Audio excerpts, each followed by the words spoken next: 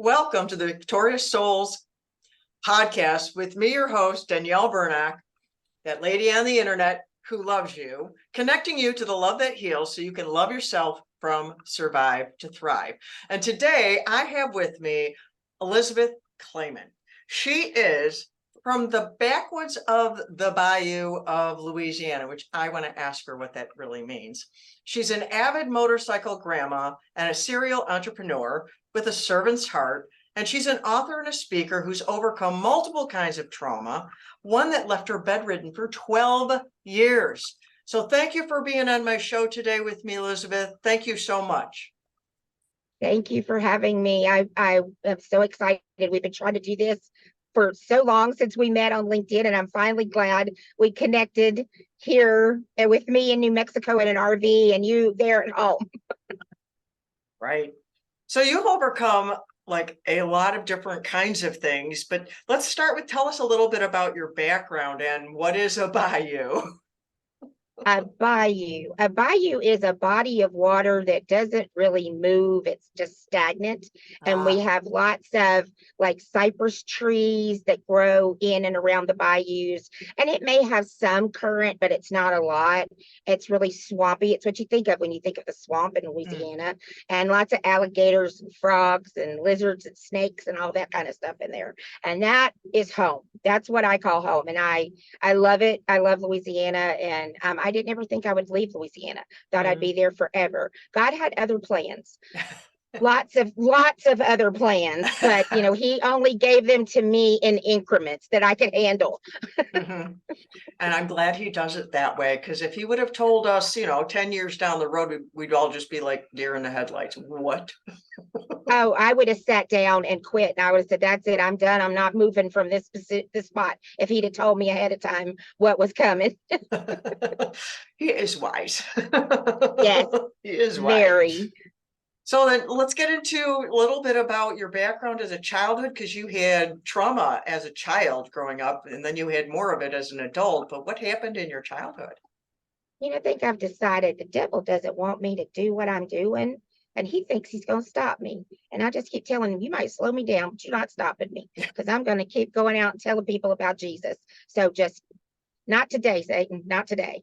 Amen. But my childhood was... I would call it normal until I was almost 6. I lived with my grandparents, who I thought were my parents. I called them mom and dad.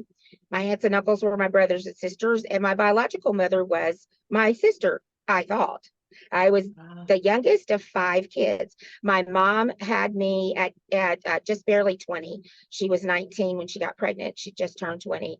And she was away at a college in Jackson, Mississippi. And I met this guy. I don't know the story. I've spent my whole life trying to figure it out and find it out, but I haven't figured it all out yet. Jesus will tell me one day, but it probably won't even matter. So by then I won't care. Right. But she came home for Christmas vacation, and 3 days after Christmas, she started having really horrible pains, and they thought she was having an appendicitis. They rushed her to the hospital, and the doctor came out and said, it's a girl. Ta-da! The most beautiful appendix you've ever seen. Wow. Yeah, so, I just started rocking the world the day I arrived in it. Nobody knew she was expecting. She says she didn't know she was expecting. I know other people have said that. I have such a hard time believing that. But me too. She's not the only one who has said that. So I know. I just think that it's mind over matter. It's a matter of having the denial in your head that that's not what it is. I tried that with my second one. It didn't work for me. But my husband had just enlisted in the Air Force. He was leaving in 3 months. I had a 16-month-old, and God decided to give me another one. And I went to my OB to do the test because I thought maybe if she did it, she could change the results. I knew what the results were. I felt it. I mean, that's why I don't understand. I felt something different in my body immediately. Yeah. And so I don't understand not knowing, but there are a lot of people that don't know. And everything was fine. She stayed at home. She didn't go back to school. She went to work, and I was raised by my grandmother and as my mother. And life was good for me. I was at home on the family farm, being a kid, running barefoot in the yard and hitting every mud puddle I could find, and everything was great. And then my grandfather had a massive heart attack at work and died instantly, just Oh. after I turned 5. Oh. And I don't really remember it. I remember being left at a friend's house and running and playing with their kids and having this overwhelming feeling of guilt. And not understanding at a 5-year-old why I felt guilty, like I had done something wrong. But I felt guilty because I was running having fun and my family was so sad.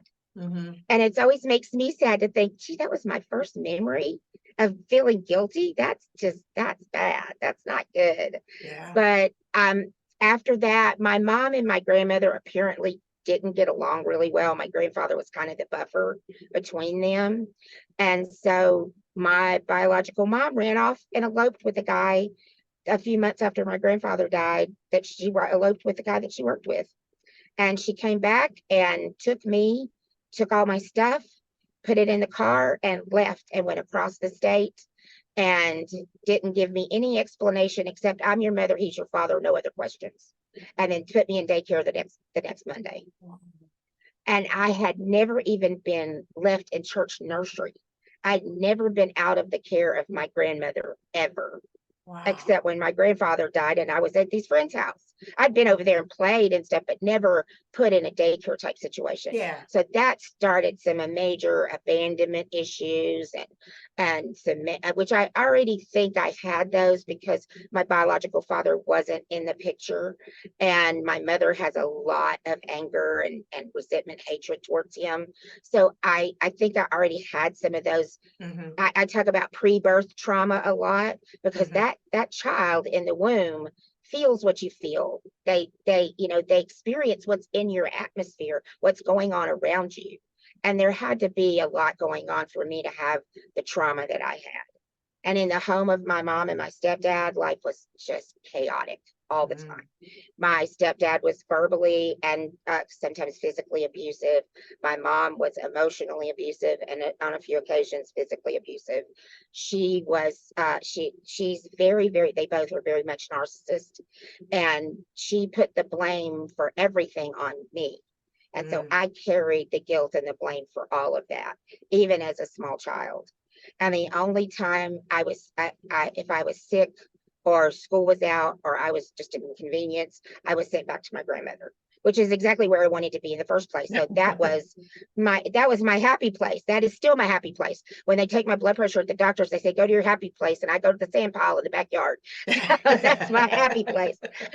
And my grandmother and I we were always two peas in a pod. We got along just perfectly. We had the same temperament, the same attitude and sassiness, and I absolutely adored my grandmother.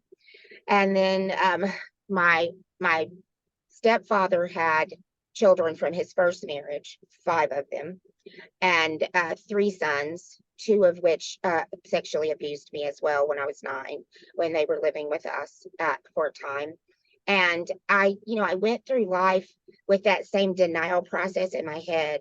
So I don't know what it is, and you may find this when you talk with people who have suffered abuse, and especially women who suffer sexual abuse. I find this a lot when I'm working with them. It's something that if we don't say it out loud, if we don't put it into the air and the atmosphere, maybe it didn't happen, or maybe it won't hurt us as much, or maybe it won't, we don't acknowledge it completely or whatever. I think that's just human. I think that is just human nature, because if you don't say it, it's not real. Right, exactly. If you don't put words to it and verbalize it. And I find that a lot. And that's what I did. I never said anything about it. I'm thinking about that, buried. And it might come from our creator, because he created the world with words, and faith speaks. So that might be an inherent thing that's in us because we're created in his image that we don't know how to operate or recognize. So we just, mangle it like we do until the Lord teaches us better. Right. Exactly. And and I thought I was going through my life, got married. That's a funny story. I met my husband downtown. I was bar hopping because I hit my teen years. I just rebelled. I was saved as probably about 5 or 6 years old. My grandmother led me to the Lord, and she read me the Bible. She took me to church. She took me to Bible school every time I was with her. We were involved in church activities. So I had a relationship with Christ very early on, and I believe that was God's protection of me. That was him, him giving me somebody that I had with me at all times, because he knew what I was going to have to go through. And so when I went through all of that, I never said anything. And I knew if I'd have said one single word to my grandmother, that my stepdad hit me, or that the words that he said to me, that would have been it. She would have taken me away, and that would have been it. I would have lived with her. But I had a half brother and a half sister that are 9 and 13 years younger than me. And I was their caregiver. My mother found her joy and her life in her work. So she worked as much as she could. And so I ended up with my half brother when he was less than 2 weeks old, and I was not barely 13. And I kept him for her to go to work. Wow. And my sister, and I had my 4-year-old sister at the time too. Wow. So yeah. And I was never allowed to participate in school activities or after school anything, because I had to be home to take care of them. And so my weekends were, she was home, so that was my time to get away. So when I hit my teen years, I just rebelled. And I just started, and I was so backslidden. And I was downtown. It was August after I graduated in May. And this guy drove by in this truck, and I waved, and he did a U-turn and came back. And I thought, oh, he's really cute. And he's got an orange Chevy truck, my favorite kind of guy and my favorite kind of truck. Yes. So I said, what a teenager. Oh, yes, I know. And he said, I said, where are you going in? What bar are you going in? I'll go in, wherever you're going to go in. And he goes, I don't go in bars and I don't drink. And I thought, he's weird. Okay. He's like, why don't you pull up here and let's talk. So I called my friend who was over talking to some guys I didn't have any interest in at all. I said, if you're coming with me, you better come on. I'm talking to this cute guy in the Chevy truck. So we pulled over and parked in the parking lot. There were actually a couple of other friends, one from my high school, one from his, that were over there. So there was him and his friend, me, my friend, and the two of them. That was August the 10th of 1984. The next 4 months we dated, we only didn't see each other one night in that 4 months. My mother decided he was the most awful thing she'd ever seen in her entire life. When I introduced him to her, he said, "Hi, Mom." And she said, "Shh," like a, cat when you make them angry. And then she decided a month into us dating that he couldn't come back to the house. He was a danger to her younger children. I'm telling you, mental illness. I don't know. He'd done nothing. So we met at the road for 3 months. And then finally we decided we're done. We're going to get married. So we parked the truck on the road, went in to tell her we were getting married. And she said, and this was Thanksgiving. She said, when are you going to do this? I said, after the first of the year, when everything settles down. She goes, if you're going to do it, why don't you just go ahead and do it? Why don't you elope? And I said, go. If you want me to go ahead and get married, I'll get married, and I'm going to sit in a pew. You're going to sit in a pew and watch me walk down the aisle. That's when I said sassy. I meant sassy. That's just who I am.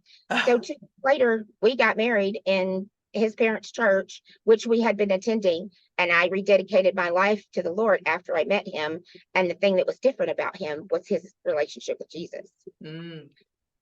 And that was the thing that she didn't like, that she could not handle. So we got, and the wedding pictures, I look at them now and I just shake my head, because my family looks like they're at a funeral and his family's all smiling and happy. And this December will be 39 years we've been married. So Well, God, congratulations. thank you. Thank you. So that, that reset my relationship with God. I was very backslidden until that point. And, we have had an interesting life, to say the least. Yeah, because you had 2 car accidents in there. Where did that come in? Yeah, our first daughter was born. We've been married about 3 years, and she was maybe getting close to a year old. And he decided that the money he was making as a mechanic was not going to cut it. It was not going to be good enough for his little girl. And so he decided to go in the Air Force Reserves so he could go back to school and get his degree. So he enlisted, and he enlisted December 12th. God surprised me on December 28th, which is my birthday, with our second child's coming along. And God's plan, not my plan, God intervened in that one. And thank God he did, because she's such a blessing. But so I have this 16-month-old, and my husband's leaving for basic training, and then he's leaving for basic training. This was all in December. He's leaving in March. My grandmother passed away in February. Oh. Bam, bam, bam. And I just thought, God, I can't do this. I can't do this. But I did. I leaned on the Lord and he got me through it. But in that, going into the military, he went back to school, got his degree, and applied to be a commissioned officer, became a commissioned officer, and we started moving.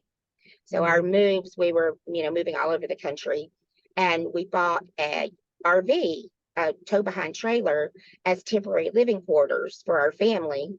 And it also made for cheap, fun vacations when you're living on a military salary. Yeah, that's what you have to do. And I was homeschooling the kids, so I was only working part-time jobs or having little side businesses, as they call them now, side hustles here and there, to make ends meet. But we had gone, the 2 younger kids and I had gone to Louisiana and visited all of our family and everybody. Well, the family that still speaks to us, my mother and that side of the family doesn't speak to us anymore.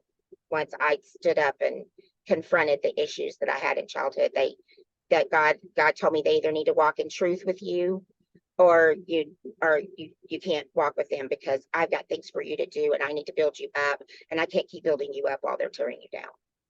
Because just as soon as I get something rebuilt, they rip it all down. So it's, so I had this dream about a path that went 2 different directions, and I had to choose.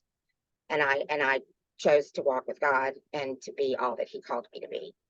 And my mother and stepfather still have an open door to this day where they can get in touch with us. I'd love to see them. I'd love to talk to them if they're even still around. But I had to walk in truth, and I had to speak the truth. And there's a great quote by George Bernard Shaw that says, if you're going to get the skeletons out of the closet, you might as well make them dance. Well, that's what I did. And Who they're was still it that dancing. said that? I believe it's George Bernard Shaw. I'd have to look it back up to be You sure. said it so quickly, I had a hard time following you, because I believe that. And so I just get those puppies out and we dance. So, but my family's not dancing. They're not happy, but I had to do what I've been called to do. I had to follow the Lord. So anyway, we were on our way back from this visit to Louisiana, and we met my husband and my oldest daughter in Kentucky for a camping trip / family reunion. All of his sisters and their families and his parents were there. We had a great weekend, and we were headed back to Detroit, which is where we were stationed at the time, just north of Detroit. Headed into Detroit and pulling the camper, by our 16 and 18-year-old daughters driving his truck following us. And we get into construction, and the lanes are shifting and moving and everything, and there's signs coming up. And if you know anything about sounds the like Midwest, there are Detroit. 2 Yeah. seasons. Yeah, there are 2 seasons, I live in winter and Michigan. construction. That's Yeah, where I'm at. exactly. I know. Winter construction and Orange Barrel Christmas was everywhere. I mean, it was everywhere. Friday afternoon at 5 o'clock on I-75. Coming from Ohio into Michigan. Oh yeah, it was a mess. Well, we were shifting to the shoulder of the road, and the semi trucks were supposed to stay in that left-hand lane. because they didn't want them driving on the shoulder with a semi truck in front of us. Never got over. He got to the bridge at exit 6, which is Luna Pier. You'll probably know it when I say it, but he didn't think he could clear the bridge because it was decorative on the side and arched over. He slammed on his brakes and he stopped on a dime. And you cannot stop an RV, pulling an RV on it. Well, any kind of RV, you can't stop it on a dime. And I was turned around to answer my son's question in the back seat. He was 11. And I caught out of the corner of my eye, my husband stomped on the brakes with both feet. And I thought, you can't stop the camper like that. And just about that time, it was screeching and crashing metal and smoke and just chaos. And I did not know what was going on. I could not figure out where I was. All I could hear was my son screaming at the top of his lungs, and I was trying to get to him. And then my daughter is jerking on the door of the Suburban screaming, "Are y'all all right?" And I still can't even figure out where I'm at. And my husband crawls through the seats, lays down on the back seat, and kicks the window out with both his feet, tells our girls to get away, kicks the way, and they hit us. We hit the truck, the camper hit us, and then they hit the camper, and the camper hit us again. So it was bam, bam, bam. 3 impacts, and we were doing about 60 miles an hour when we hit that truck. And everything was all in under your feet. The smoke was coming, airbags blowing up. And he kicked the window out, crawled out, got our son and took him over to the side where the girls were, came back and told me to crawl through the seats and climb out the window. I couldn't even figure out how to unbuckle my seatbelt. It was like an out of body experience. I could hear the phone ringing, but I couldn't figure out where the phone was. I didn't know where I was. I was just completely just dazed, in shock, really. That's what it was. It was shock. So he crawled back in, unbuckled me, and gave me step-by-step instructions to get out of the car, crawls out the window and tells me to get on his back. Well, the female in me, "No, I'm gonna hurt your back. I'm too fat." That was my first sound reasoning word that I said to him. He's like, "Just do it." And he never orders me around or uses that colonel voice on me because it wouldn't work very well. Well, if you wanted the opposite reaction, he could do it. It's sort of like when you tell someone to calm down. Yes. They don't calm down. Right, exactly. It's the opposite. Yeah. So I was like, he put me on his back, carried me. So I didn't have my shoes on. I driven to Louisiana and back to Kentucky. My driving was done. I was reading a book, seat leaned back, still have my seatbelt on. But as soon as I got to my kids, it was mom mode kicked in then. Over that, comes mom. And I start checking the kids. Oldest daughter has some cuts and burns on her arms from the airbag. We all got out of the vehicles. I mean, that's fantastic right there. So you guys survived this thing. They didn't have to use the jaws of life, thank God. But my middle daughter looked fine. She didn't look like she had any injuries at all. And my son said his stomach hurts. I pulled up his shirt and he was black from his chin to his knees. And I was like, before I could even think about him having internal injuries or what was going on with him, I turned around. My husband was on the phone pacing the interstate between the wreckage and talking to the base because he was supposed to be on a reserve weekend the next day. And he's like, "I'm not going to make it." So I have a really good reason too. Do you want to go on FaceTime and see? Yes, I've never missed a reserve weekend, but this is going to be my first. Yeah. So, and then all of a sudden he just falls out on the interstate, and I'm like, "What are you doing?" So I run over to him, and he's like, "I just needed a break." I'm like, "Are you kidding me? A break? I'm having a little traumatic moment here. Can you not take a break? What is wrong with you?" Let's schedule that break for later. Yes, exactly. That is not on my itinerary. I'm in mom mode. He says, I'm okay. But the worst part was when I was talking to his mother on the phone because my oldest daughter had called her to tell her what happened. And I was talking to her on the phone when I said, "Arnold just fell out on the road. I have to go." And I hung up on her. And now I think back as a mother of grown kids, I think, oh, that was horrible. But everything was just happening so fast. So did your son have internal injuries? By the time we got him up off, and he was fine. Then the cops showed up and say, "Get away from all the wreckage," because the propane bottles on the front of the RV were crushed. One was under the guardrail we were standing by, spewing propane, and the other one was on the back spewing propane. And with all the gas and oil on the ground, he said it could spark any minute and go up in flames, get away. And then dog mom kicked in, and I'm like, not with my Boudreaux in the car, it will not. So we run to the truck, and both our dogs are in there in their kennels. They pick up my daughter's dog kennel, the policeman and my husband, and I'm like, my dog, my baby. I mean, he was but he's the only dog I've ever had that was mine. And so I tried to pick up his kennel. And when I did, I started having trouble breathing. I had this severe pain in my chest and trouble breathing.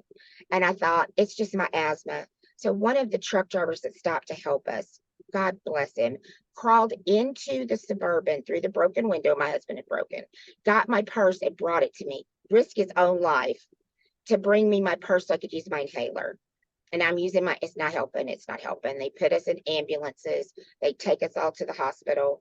We get to the hospital and all the diagnoses start coming in. Mm-hmm. Daughter, cuts and burns. Middle daughter, fine. Son, nothing.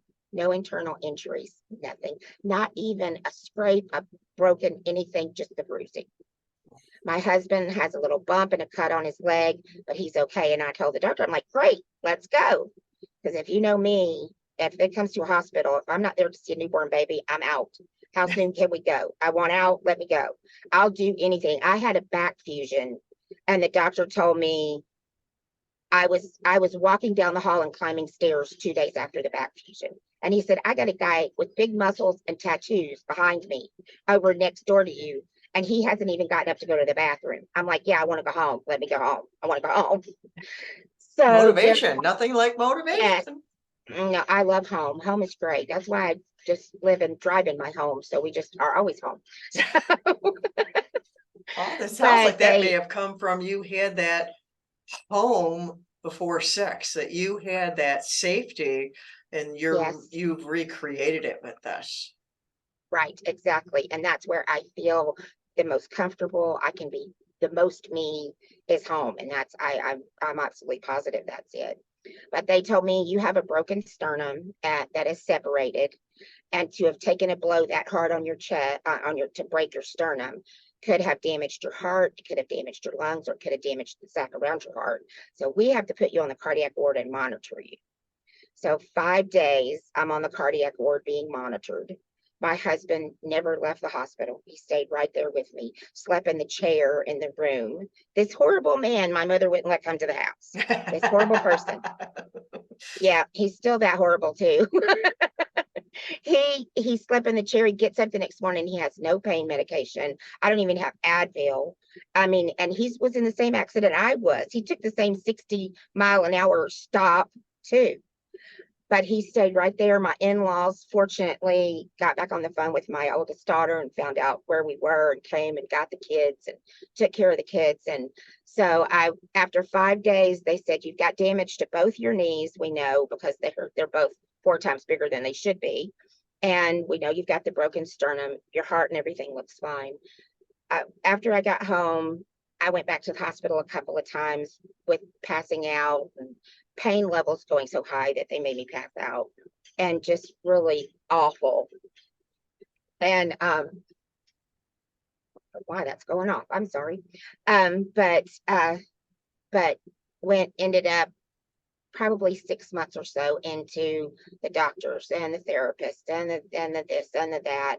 I ended up with a ruptured disc in my back that was crushed and crushing the sciatic nerves going down both the back of my legs. 2 discs in my neck that were herniated and pressing nerves going down my arms.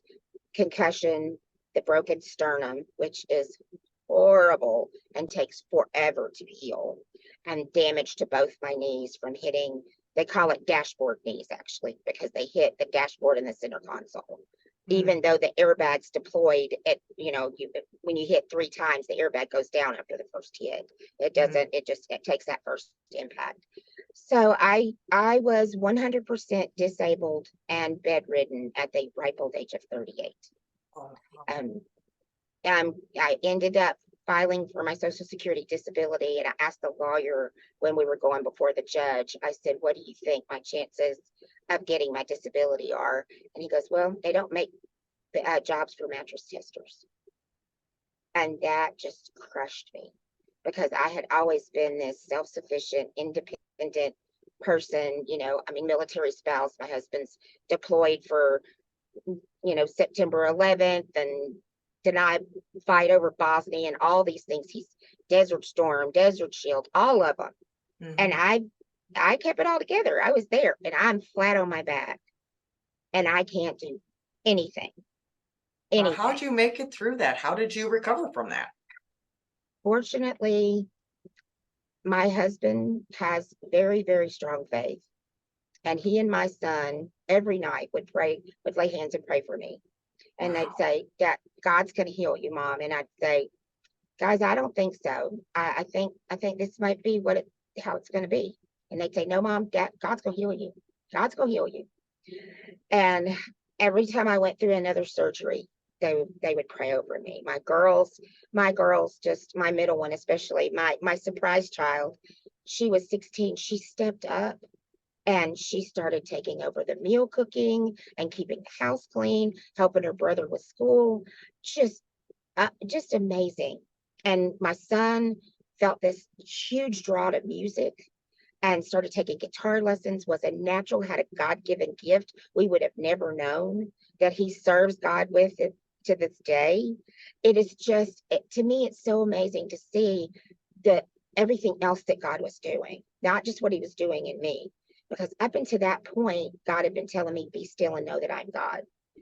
And my protest was, I don't know how to be still because I'd been staying one step ahead of that pain my whole life and ahead of that brokenness from my childhood. I just kept, if you just keep moving, you just keep moving fast enough, you keep doing enough, you volunteer enough, you work enough, you just do and do and do. I didn't know how to be still. I learned how to be still. And that verse actually means be still and let him be God. Don't be in control. And I was a massive control freak. And so I had to learn that I'm not in control.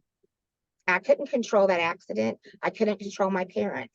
I couldn't control the damage it did to me, but I could heal it. I could let God heal it. And then I can let him use it to heal somebody else. Wow. And I just surgery after surgery, and my ninth surgery was in 2016. The wreck happened in 2005. In 2016, they had me on so many pain medications just to get through from one day to the next. Wow. They could not control my pain after that surgery. And I was going into shock. My teeth were chattering. I was shaking, sweating. And I just looked at my husband and I said, I'm done. I'm not doing it their way anymore. I'm done. When I get home, I mean, there's got to be another way. So when I got home, I started praying and petitioning the Lord, show me how to get out of this bed. Doctors kept telling me, well, this is just going to be your life. This is just how you're going to have to live. And, there's plenty of things you can do from the computer. And I'm like, no, God called me in 2002 to women's ministries and to help women and empower them and give them the courage to tell their story. He spoke that to me as clearly as I could. As I'm sitting here, he confirmed it in someone from church that I didn't even really know, and then confirmed it to me in scripture. I knew that was my calling. And I told them, I said, no, he didn't tell me I was going to lay in a bed, be on a computer. No. And I'd fire that doctor and hire a different one, find another one. So when I got home, I just started petitioning the Lord. How do I do this? What do I do? And he said, cut a pill in half. And take a half a pill and mark off every day on the calendar that take a half a pill less. Then next month, cut another half. And we did that month by month until I got off of all of that pain medication. And then it was sit in a chair for 5 minutes and lay back down. Sit in a chair for 10 minutes and lay back down. Stand for 5 minutes. Get on an exercise bike for 2 minutes. Just slowly, little by little by little. Little by little is very powerful. Yes. And even when you're in it, you don't realize it because you just do it. And I'm just, God, tell me the next thing to do. And just give me one step. I just need one stepping stone. What do I need to eat? What alternative doctors do I need to see? Do I do this or do I do that? And everything was a yes or a no, a yes or a no. And I just followed step by step what God told me to do. and slowly but surely was able to get back on my feet and start pursuing what God had called me to 12 years earlier. And the moment, I'll never forget the moment that God spoke through somebody to tell me it was done, was I met this lady through this internet thing about asking questions. You put your information in there, and then people would send you questions. They'd email them to you, and then you'd answer the question. And this is like in 2017. And this lady from Africa, from Johannesburg, Africa, contacted me and asked me a couple of questions. And she wanted to get on a Skype call, and she got on a Skype call with me. And we were just chatting and talking and talking about God and how good God is and everything. And I told her my story, and she said, did you say 12 years? And I said, yeah, 12 years. She goes, biblical numerology, 12 is the number of completion. It's finished. And immediately it was done. I knew it was done. I knew God had done it. He brought me back. I still have chronic pain every day. There's not a day that goes by that I don't have chronic pain, and I have to do things differently than a lot of people do. Mm-hmm. But God put me back where I could serve people and I could share those stories and tell them that God is bigger, God is greater, and He can do it. When did you start riding motorcycles in there? You ride a motorcycle. I mean, you were laying in a bed for 12 years, and now you ride motorcycles, and you travel around in this RV, which you were doing before. But I mean, you ride motorcycles. Tell us, how did that come to be? It's just always has been. I grew up on a farm, so we had 4-wheelers, 3-wheelers, and I was driving a tractor by the time I was probably 5, and I've been on the back of my husband's motorcycle since I was 18.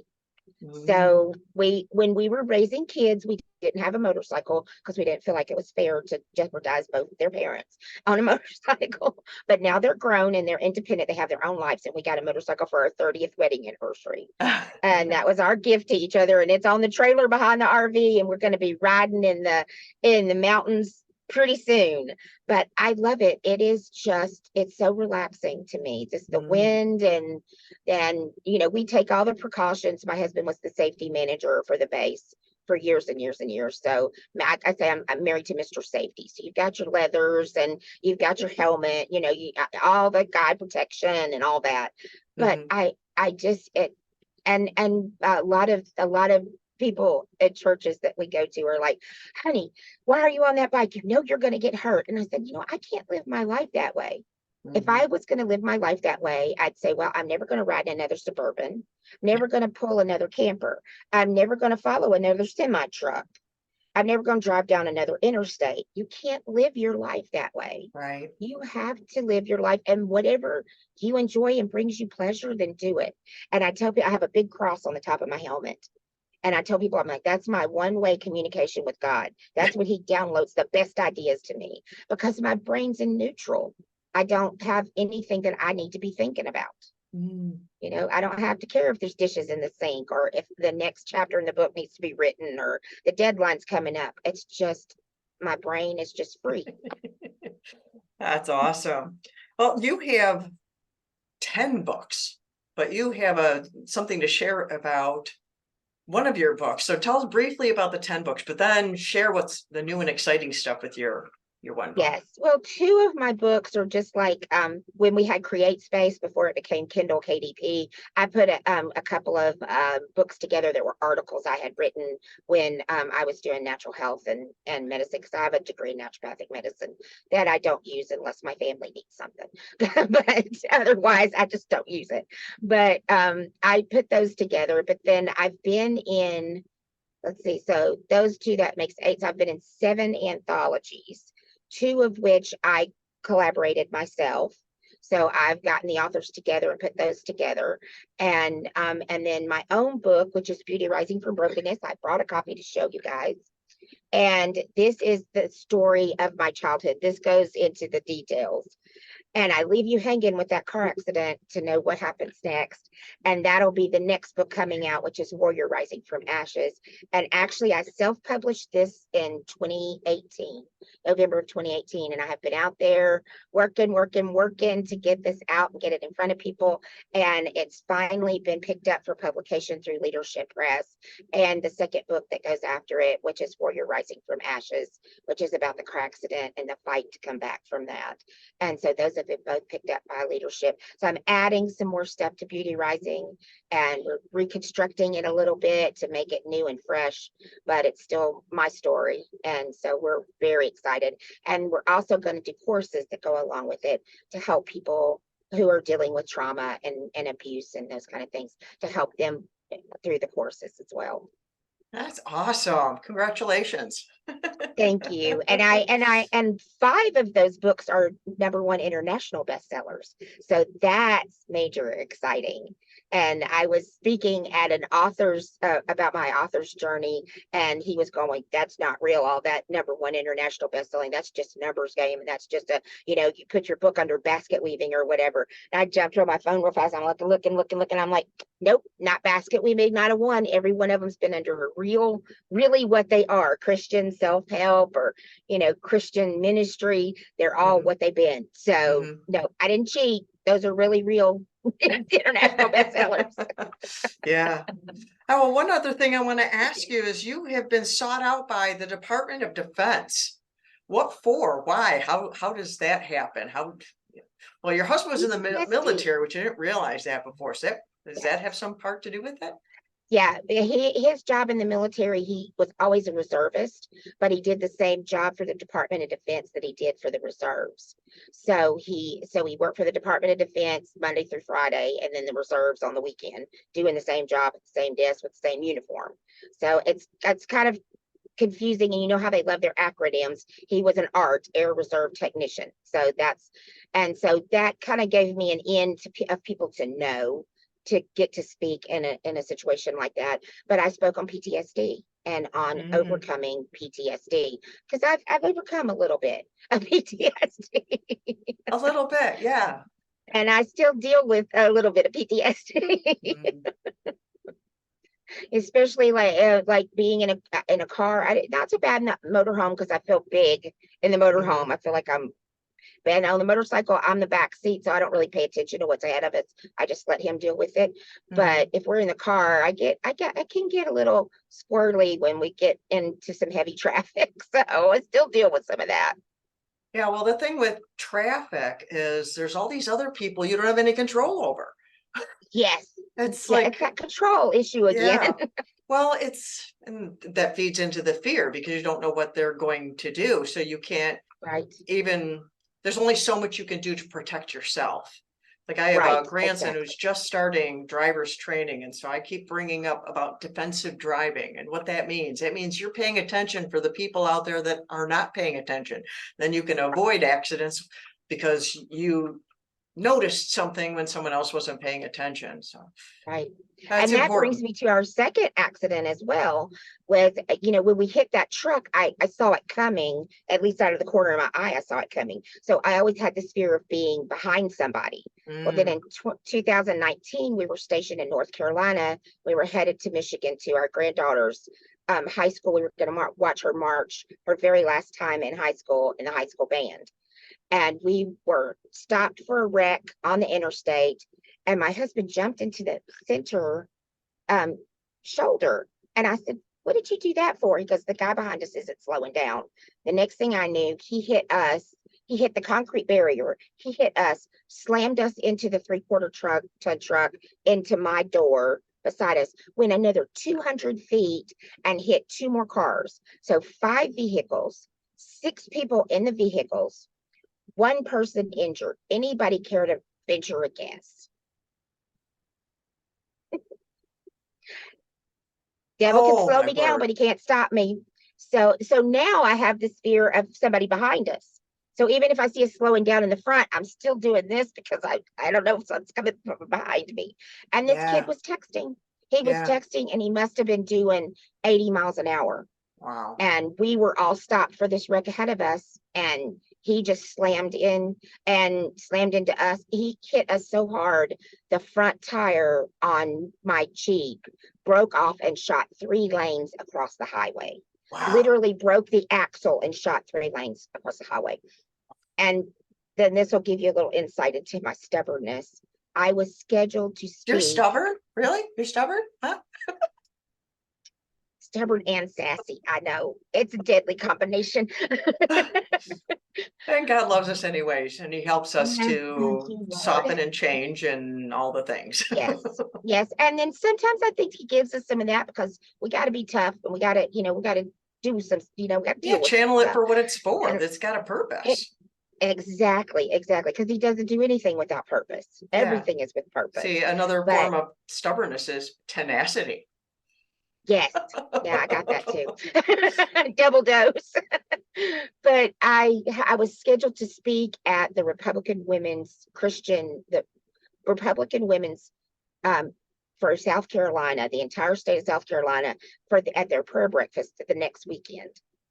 And we got hit, and I had a severe concussion and damaged my knee again, I believe. Oh, and ruptured and completely destroyed my rotator cuff. My doctor told me, you are not going to speak this weekend. She said, just come in on Thursday and we'll talk about it. This was on Monday after the wreck. We had the wreck on Friday. And I said, okay. I went home, canceled the appointment for Thursday, rescheduled it for the following week, and went and spoke. We had to go speak in the rental car because my car was totaled.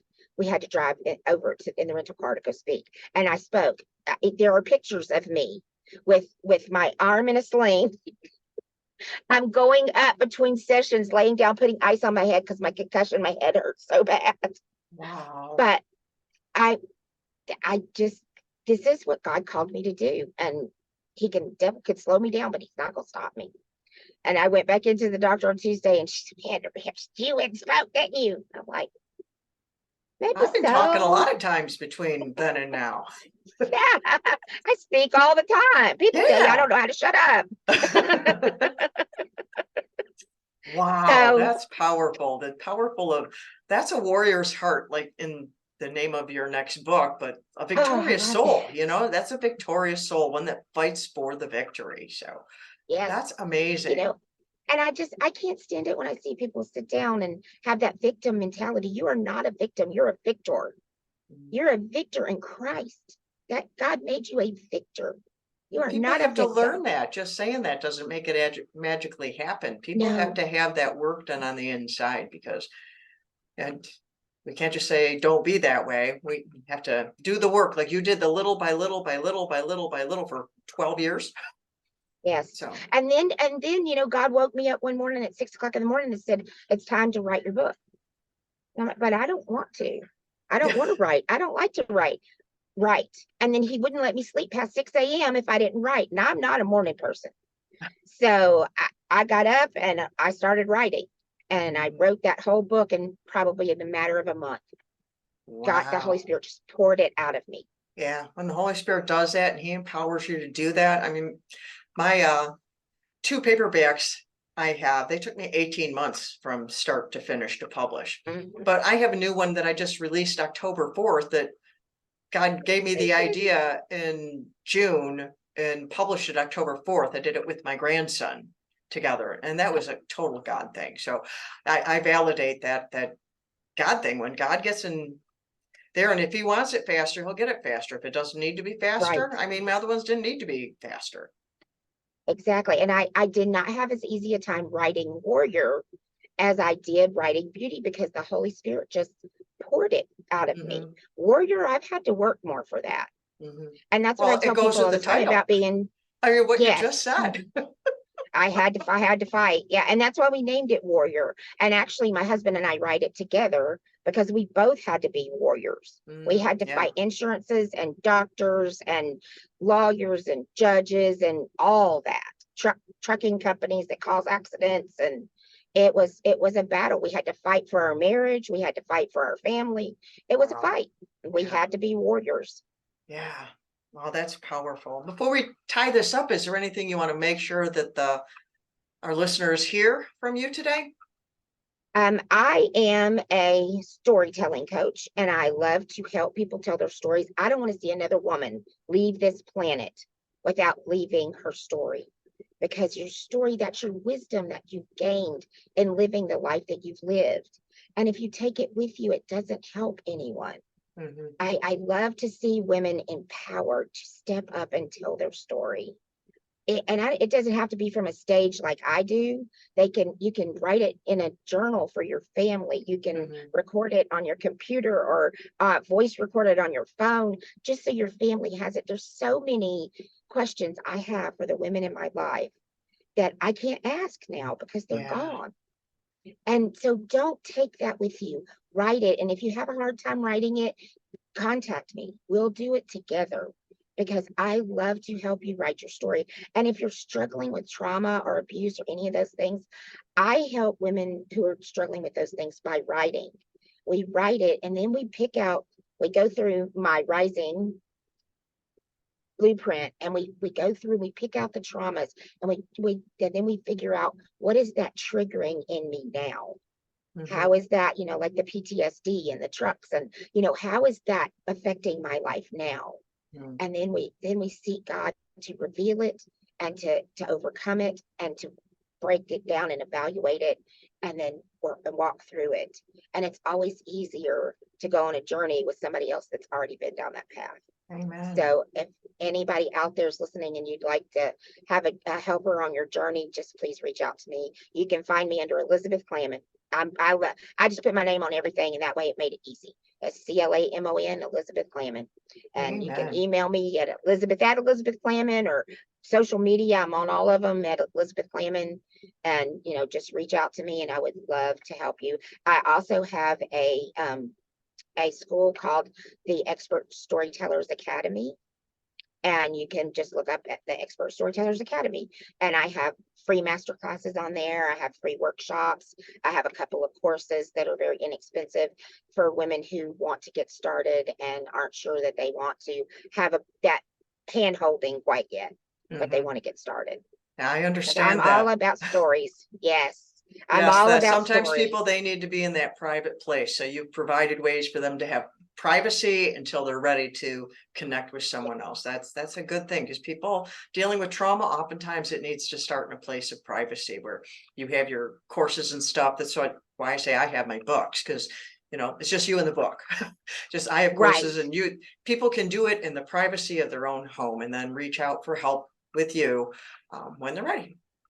Yes, if they're ready, and when they get ready and they want to, they can always reach out to me. I'm here. I'm here somewhere in the four corners of the world, but you can always get in touch with me. That's awesome. And you already answered my last question, was how can people connect? You already took care of that. So thank you for sharing your story and your warrior spirit with my audience today, Elizabeth. Thank you for having me. I enjoyed it. I'm glad we finally nailed it down and got together where we could be together at the same time. Yes, audience. We've been trying to do this for months and months and months, and something kept happening that got in the way, and we'd reschedule. But we have been able to do it because you matter. You who are listening, you matter. And this story matters. And if you need what Elizabeth has shared and her expertise, and reach out and connect to her, get a copy of her book. And I want to thank you, audience, for being here with us today. And until next time, I love you.